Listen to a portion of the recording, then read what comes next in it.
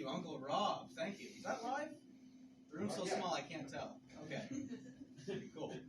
Hey, everyone. How we doing? Hey, Jason. Thanks for coming out. Don't worry about him. I'm happy we could all meet up before the snow really started, you know? Oh, fuck! Shit. Well, welcome to the Canadian comic circuit, everybody. Our first performer is going to be a husky, and the second one's going to be a snow shovel. Wow, look at that. Thanks so much for coming out tonight. We are so amped to be here.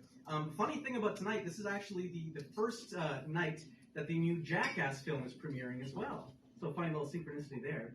And instead of going out and seeing people damage their bodies, you're here, listening to comedians reflect on their damaged souls. Woo!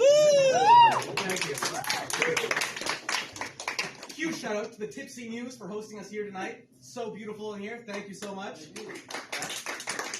We are the Labor Union. I'm going to be your host for the evening. My name is Jason McIntyre. For those of you who don't know me, I actually work here at the Tipsy Muse Cafe. Yeah. And it's funny because in my job interview here about 9 months ago, I actually brought up, which you shouldn't bring up in a job interview, I said I do stand up. And I think one day it would be really cool to do a show here. And now here we are in the future, and it's happened. So it's kind of bizarre. It's really cool.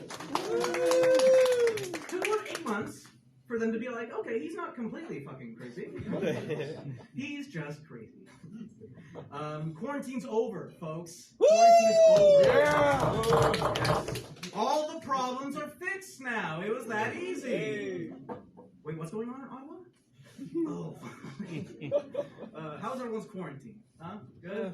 I had a great quarantine. You know, my favorite part about quarantine is getting to go to all these online meetings.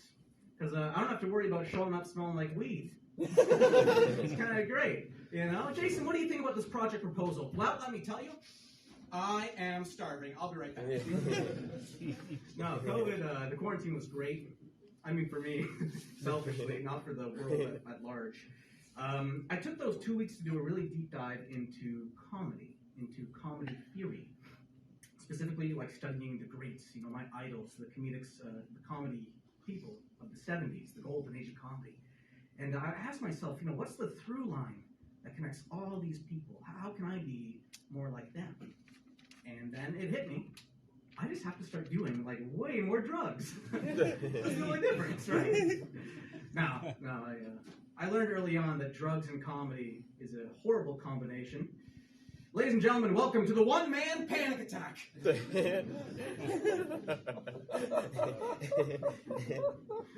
Oh, boy. No, I love comedy. There's no other profession I would rather not be making a living at. My parents were always very supportive of my comedic pursuits. I remember in high school going up to my dad and saying, you know, this comedy thing is kind of a rocky road, right? Maybe I should do something more legit and be an engineer. And he said, son, my dad was a general in the First World War. He said, son, you love comedy. You should be a comedian. And I said, wow, Dad, that's so nice. You must really believe in me, huh? And he said, no, you'd be a terrible engineer. You'd kill like a ton of people. It'd be an embarrassment for the family. Yeah. Oh, let's give them a huge round of applause as they come in. Yeah, let's fuck with them. Let's collectively really fuck with these people. What a great idea. And our first performers! Yeah!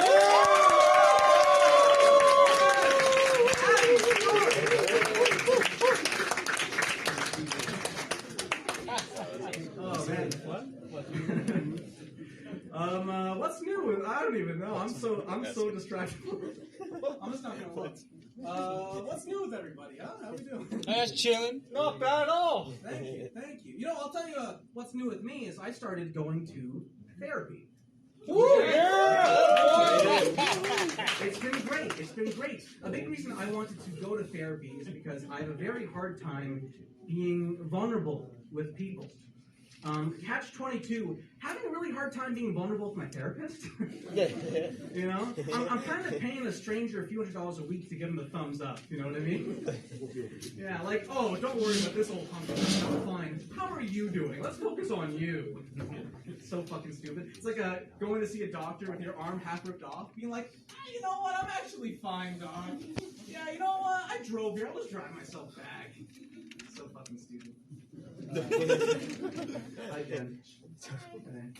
You'll see here in like an hour. Makes sense I gotta go to therapy though. Makes sense. The world is a kind of a bleak place. I don't know if you guys noticed. Prime example of that. What happened to the interior design of McDonald's? Because like as a kid it was so vibrant and it was so fun and you had the ball pit and fucking Ronald was hanging out there all the time. Nowadays McDonald's looks like a cafe for melancholic 50-year-olds. Unlike the Muse, which is a cafe for melancholic 20. Fucking Ronald was hanging out there all the time. Nowadays McDonald's looks like a cafe for melancholic 50-year-olds. Unlike the Muse, which is a cafe for melancholic 20-year-olds. Hey-o. No, man, I go to McDonald's to buy fake meat, not fill out my fucking tax returns. Thank you. But, you know, the world's not all bad, right? I mean, like, we got the internet. That's kind of cool. Internet's kind of a double-edged sword, though, because growing up, I learned about all the travesties in human history through the internet.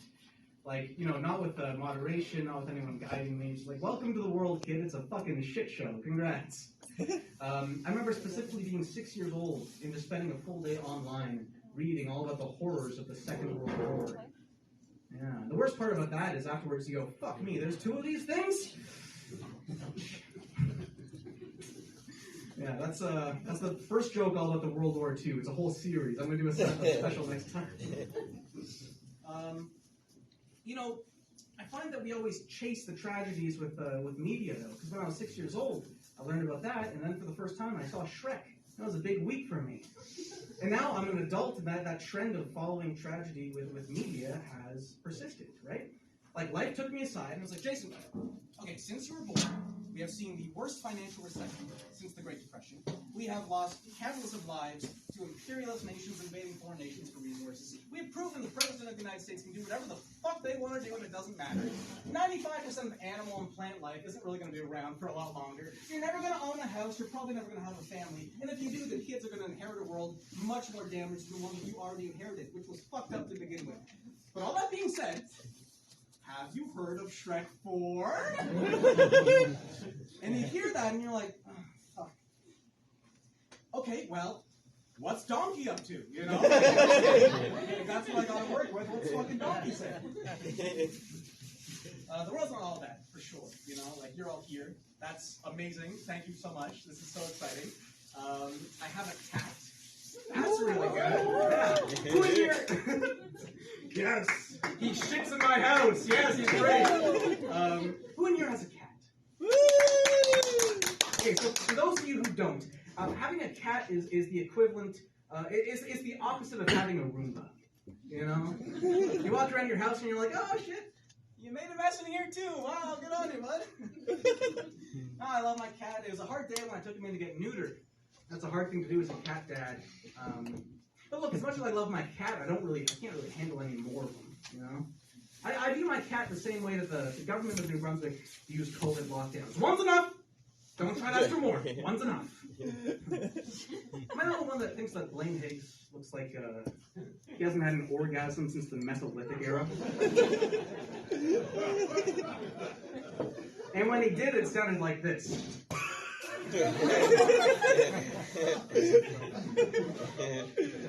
Let's talk about something serious. You guys think that Freud had a super hot mom or what? Like, he must have. He must have, you know? Do you think that was like an awkward drive home after the book launch? You know what, Sigmund? Take the keys, dude. I need some air. I'm gonna wash them. No! Sigmund, I am not going to breastfeed you. Stop it! Sigmund! So that's the first of my incest jokes for the night, right up after the World War II stuff. That's my track record. Oh, man. I read a scientific paper the other day, a scientific article, stating that men, you guys heard about these things, men? You guys heard about those? Men think about sex every 7 seconds. Didn't believe that. Whoa! Nah, I'm just kidding. I can't read. Scientific papers. That's why I get all my scientific info over TikTok dances. That's a joke for all the 14-year-olds in the room. By the way, we're carding. How the fuck did you get in here? Got pulled over the other day. Got a big ticket. Cop said, you got a good reason for not wearing your seatbelt? I said, no, sir, not a good one. I'm a dipshit, thank you. I got a bad history of putting good food into my body. Prime example, last week for dinner, I had 4 pizza pockets. Nice. Yeah. This week, I'm turning a new leaf. I had 3. I'm trying. You know, for Buddhists, I'll say it again with gravity, because that's even worse. For Buddhists, nirvana is heaven. And for white men with no tastes, heaven is the Foo Fighters. All right, well, I talked about the Second World War and my cat's genitals, so I think it's time to get the show going. Thank you all so much for coming out. We are the labor union. We're like a bunch of fucking horses who have been in the stable all winter, and we're dying to get back out here, so it really means a lot to see everyone here. Thank you so much.